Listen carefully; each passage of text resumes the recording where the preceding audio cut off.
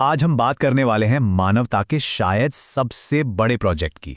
सोचिए, एक ऐसा प्लान जो किसी एक देश का नहीं बल्कि हम सबके, हमारे साझा भविष्य के लिए बना है।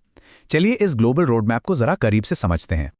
तो सवाल ये है कि क्या हो अगर पूरी इंसानियत के पास एक कॉमन टू डू लिस्ट हो। एक लिस्ट एक बेहतर भविष्य बनाने के लिए, मतलब एक ऐसी लिस्ट जिस पर दुनिया के सारे देश मिलकर काम करें ताकि हमारा ग्रह, हमारा समाज सब बेहतर बन सके। असल में यही वो पावरफुल आइडिया है जिसके बारे में आज हम बात करने वाले हैं। तो ये ब्लूप्रिंट मानवता के लिए आखिर है क्या चीज? कहां से आया ये कॉन्सेप्ट और इसका असली मकसद क्या है? चलिए एकदम शुरू से शुरू करते हैं। इन्हें कहते हैं सतत विकास लक्ष्य, या जैसा कि सब जानते हैं एसडीजीज।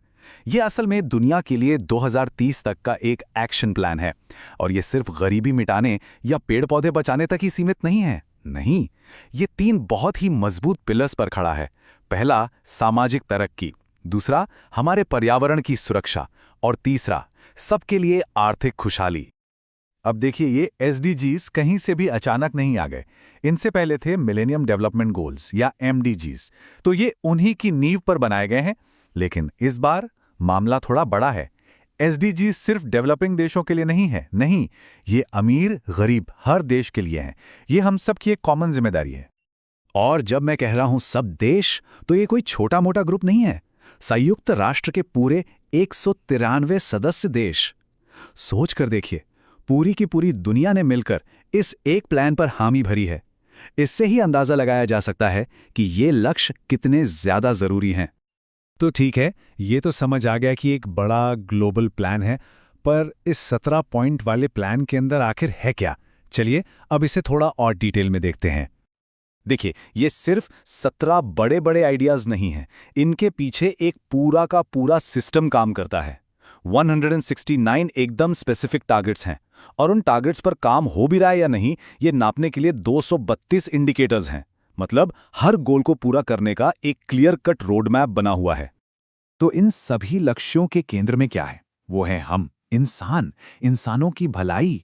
जरा एक ऐसी दुनिया की कल्पना कीजिए जहां कोई गरीब नहीं, कोई भूखा नहीं सोता, सबको अच्छी हेल्थ और एजुकेशन मिल रही है, और जेंडर की वजह से कोई भेदभाव नहीं। पहले जो ये 5 लक्ष्य है ना, वो इसी सपने को सच करने के लिए हैं। इंसानों के बाद बारी आती है हमारे घर की, मतलब हमारे प्लैनेट की। तो जो अगला ग्रुप है लक्ष्यों का, वो पूरी तरह से हमारे पर्यावरण को बचाने पर फोकस्ड है। साफ पानी और सफाई से लेकर क्लाइमेट चेंज से लड़ने तक और हमारी जमीन और समंदरों को बचाने तक सब कुछ इसमें शामिल है। और तीसरा पिलर, वो है प्रॉस्पेरिटी, यानी समृद्धि। पर यह कैसी समृद्धि? एक ऐसी इकोनॉमी जो सिर्फ मजबूत ना हो, बल्कि इंक्लूसिव और सस्टेनेबल भी हो। आसान भाषा में कहें तो सबके लिए अच्छी नौकरी, मॉडर्न इंफ्रास्ट्रक्चर और समाज में जो गैर बराबरी है उसे कम करना।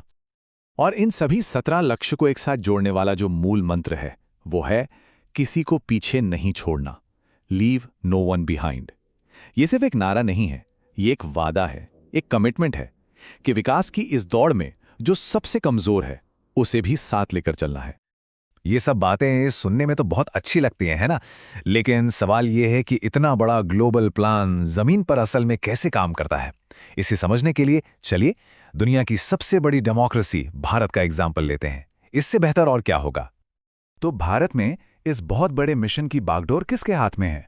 वो है नीति आयोग। यही वो संस्था है जो इन ग्लोबल गोल्स को हमारी नेशनल पॉलिसीज का हिस्सा बनाती है और सेंटर और स्टेट्स के बीच कोऑर्डिनेशन बिठाने का जरूरी काम करती है। और हां, ये सिर्फ कागजों पर नहीं हो रहा है। भारत ने इन गोल्स को अपनी बड़ी बड़ी योजनाओं से सीधे सीधे लिंक कर दिया है।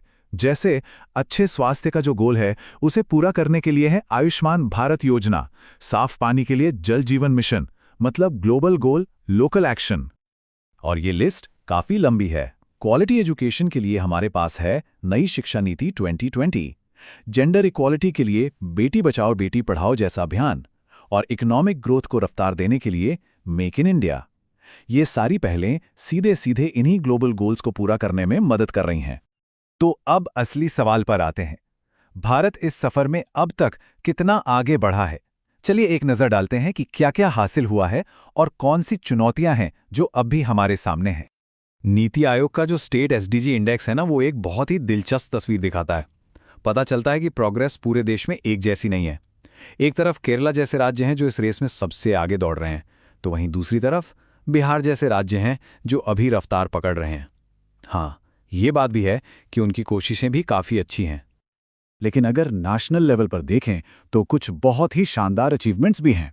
मिसाल के तौर पर मैटरनल मोर्टेलिटी रेट यानी मातृ मृत्यु दर, उसे घटाकर 97 तक ले आना प्रति 1 लाख जीवित जन्मों पर। यह एक बहुत बड़ी कामयाबी है और ये दिखाती है कि अगर फोकस के साथ काम किया जाए तो क्या कुछ मुमकिन है। और यहीं पर हमें असली कॉम्प्लेक्सिटी समझ आती है। एक तरफ तो जल जीवन मिशन ने 80% से ज्यादा गांवों के घरों तक नल से पानी पहुंचा दिया है, जो कि एक जबरदस्त माइलस्टोन है। लेकिन सिक्के का दूसरा पहलू भी है। तेजी से नीचे जाता ग्राउंड वाटर लेवल और बढ़ता वाटर पोल्यूशन, ये एक बहुत बड़ा संकट है। मतलब एक कदम आगे बढ़ते हैं तो एक नई चुनौती सामने खड़ी मिलती है। और ऐसी चुनौतियां कई हैं। बच्चों में कुपोषण की जो प्रॉब्लम है वो बनी हुई है। यूथ अनएम्प्लॉयमेंट एक बड़ा मुद्दा है। हमारे शहरों में पोल्यूशन और कचरे का मैनेजमेंट एक सिरदर्द है। और हाँ, मेल और फीमेल की सैलरी में जो फर्क है, ये सब कुछ ऐसी बड़ी रुकावटें हैं जिन्हें 2030 तक हमें पार करना ही होगा। तो फिर भारत के इस एक्सपीरियंस से और इन ग्लोबल गोल्स के नेचर से हम सीख क्या सकते हैं? इस पूरी कहानी का बॉटम लाइन क्या है? सबसे बड़ी सीख तो ये है कि ये सारे गोल्स अलग अलग नहीं हैं। ये सब एक मकड़ी के जाले की तरह एक दूसरे से जुड़े हुए हैं। सोचिए, जब हम एजुकेशन को बेहतर बनाते हैं तो जेंडर इक्वालिटी को भी बल मिलता है, और जब जेंडर इक्वालिटी आती है तो इकोनॉमी भी स्ट्रांग होती है। सब कुछ एक दूसरे से कनेक्टेड है। और भारत की ये जो कहानी है, ये एक बहुत बड़ा सबक देती है। ये दिखाती है कि एक ग्लोबल सपने को लोकल रियलिटी में बदलने का पोटेंशियल तो बहुत है, लेकिन साथ ही ये भी याद दिलाती है कि रास्ता आसान नहीं है, चुनौतियों से भरा है। और ये सिर्फ भारत की कहानी नहीं, दुनिया के कई देशों की यही कहानी है। 2030 की डेडलाइन बहुत तेजी से पास आ रही है। तो सवाल ये है कि क्या हम सब मिलकर अपनी इस कॉमन टू डू लिस्ट को टाइम पर पूरा कर पाएंगे? और ये जो ग्लोबल ब्लूप्रिंट है, ये हमारे आने वाले कल को आखिर कैसा बनाएगा?